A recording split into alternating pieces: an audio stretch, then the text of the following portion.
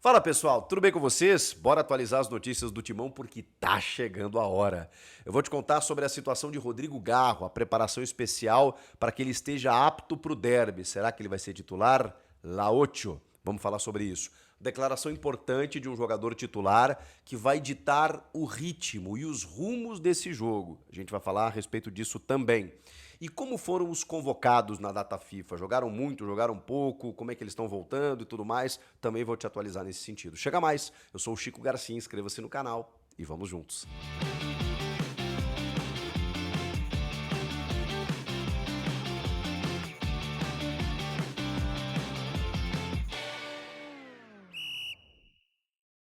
Bora, rapaziada, bora falar do Timão, porque mais um dia de preparação, né, de trabalhos táticos intensos no CT Joaquim Grava, mas vamos ao que interessa.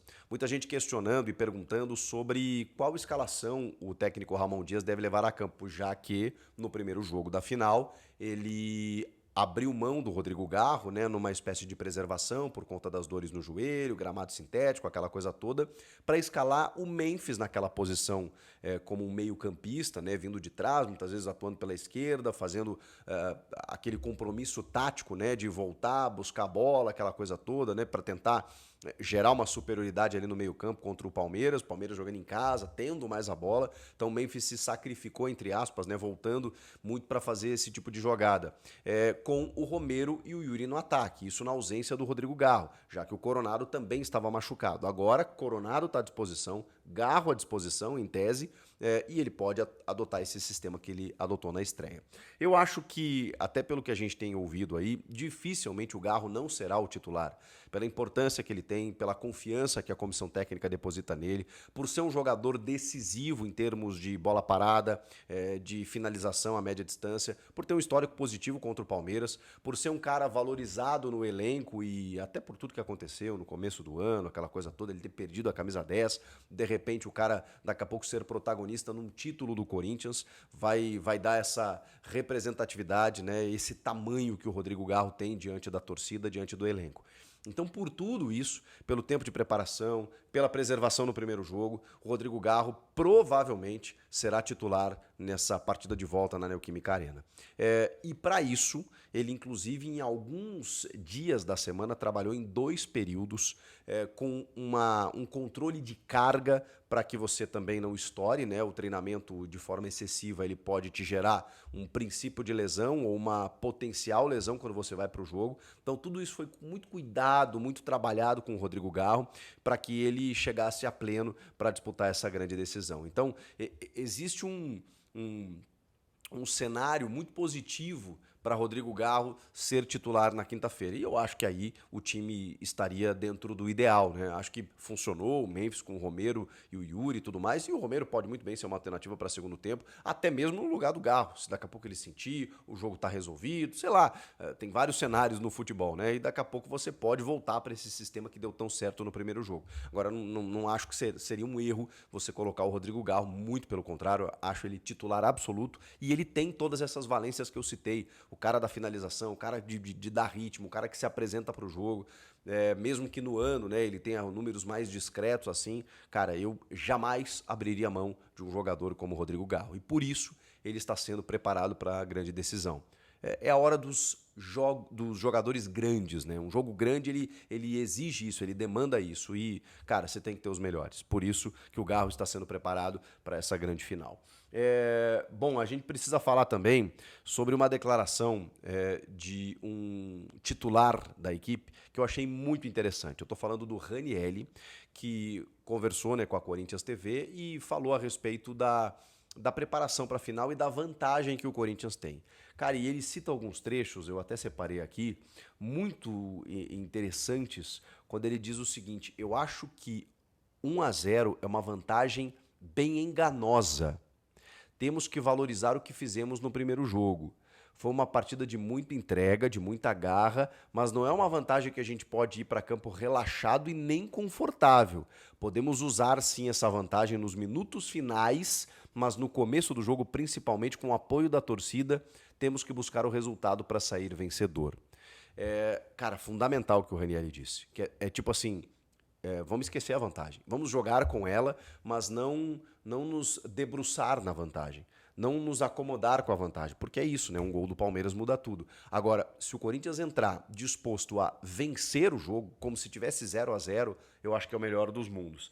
É se preocupar em não tomar esse gol e, ao mesmo tempo, buscar uma vitória jogando em casa diante da torcida para confirmar o título, porque aí realmente o Palmeiras vai estar numa subida tremenda, porque ele vai ter que virar o jogo na Neoquímica Arena para levar para pênaltis. E o emocional pode ser muito bem abalado caso o Corinthians faça um gol, porque aí vocês imaginem o que acontecerá nesse estádio aqui da Zona Leste de São Paulo. Então, um gol pode mudar tudo realmente, e o Raniel ele tá com essa convicção. Ele fala também sobre uma questão tática, assim, né, de que no primeiro jogo, por exemplo, o gol do Yuri Alberto, lá o empate em 1-1 no derby, no Allianz, ele surge de uma bola roubada do Memphis em cima do Richard Rios, e aí ele serve o Yuri Alberto.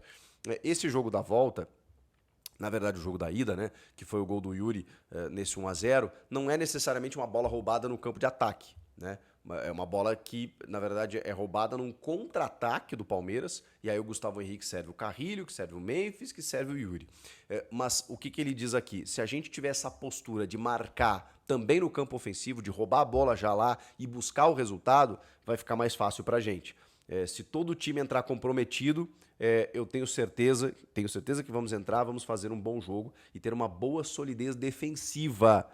Aí sim conseguiremos vencer para sairmos campeões. Por quê? Porque o Raniel entende que a defesa foi ajustada, eles pararam de tomar gols e isso deixa o time mais próximo das vitórias. Porque se o Corinthians não tomar gols, o Corinthians é campeão nesta quinta-feira.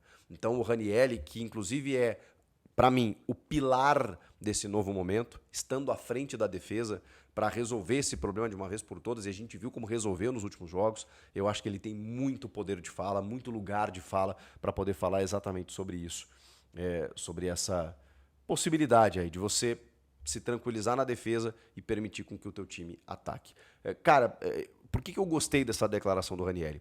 Porque eu tinha feito vídeos aqui prevendo mais ou menos o que poderia acontecer, posturas do time, de como o Corinthians deveria se portar, será que deveria atacar, esperar, trabalha com a vantagem, trabalha pela vantagem, o que o Corinthians deve entender como o ideal, né, como o adequado para você poder jogar essa final. E aí vem um jogador titular que vem sendo importante nesse processo e te desenha tudo aquilo que a gente imaginava e que a gente queria que os jogadores sentissem. E se ele está revelando isso, é porque esse é o discurso. É porque o vestiário está alinhado com tudo isso. Está todo mundo pensando dessa maneira. Vamos entrar para ganhar o jogo. Se a gente empatar por uma circunstância e sairmos campeões, beleza. Mas vamos entrar para ganhar. Porque é assim que você joga uma final. Você joga para ganhar. Muito bem. Vamos falar dos convocados que estiveram na data FIFA aí.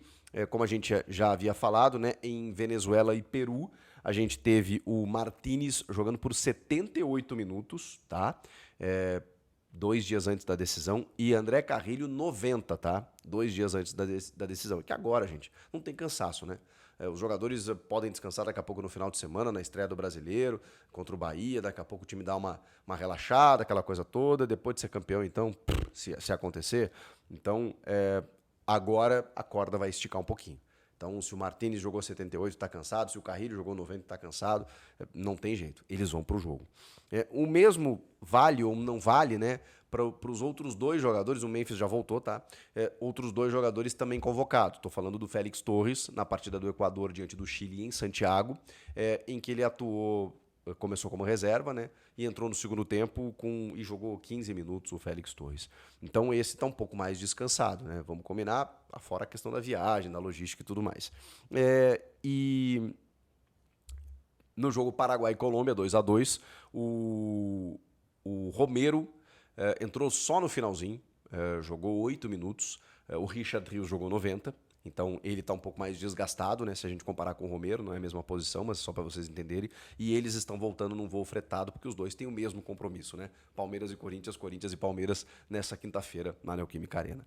Então, assim foram os convocados, né? O Romero empatou o seu jogo contra a Colômbia, não foi titular, entrou nos minutos finais. O Equador acabou vencendo, né, a equipe do Chile, e o Félix Torres foi reserva também, entrou nos minutos finais, 15 minutos apenas, e a Venezuela, que venceu o Peru por 1-0, teve o Martínez jogando 78 minutos e o André Carrilho durante o jogo inteiro. Gente, o que vocês estão achando aí? Rodrigo Garro, declaração do Ranieri, convocados que estão voltando aos poucos e vão participar desse último trabalho tático na tarde dessa quarta-feira, visando o derby de quinta. Tem mais um vídeo aqui, mais um vídeo pré-jogo, que eu vou trazer para vocês aí na noite de quarta, começo de quinta, para a gente poder esquentar essa partida aí e projetar a grande decisão do Paulistão 2025, para a gente entender. Será que o Corinthians tem chances de vencer ou não? Vai ser difícil? Tudo isso a gente vai abordar nesse vídeo pré-jogo, que será de quarta para quinta-feira. Por enquanto, são essas as informações. Gostaram? Comentem aqui. Inscreva-se no canal e eu volto na próxima. Tchau!